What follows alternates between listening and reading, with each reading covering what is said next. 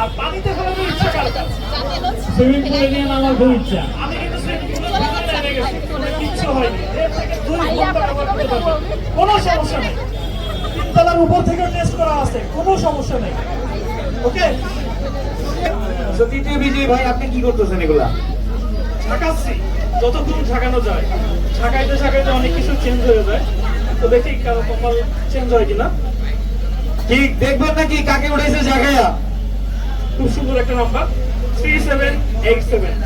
3787 মানে শুধু সামনে না পিছনে, কাছে আসেন, কাছে আসেন, পিছন থেকে কাছে আসেন, পিছন থেকে পাওয়া যাচ্ছে। এই মুহূর্তে আমরা আমাদের তৃতীয় বিজয়ীকে পেয়ে গেছি। ওকে, নেক্সট।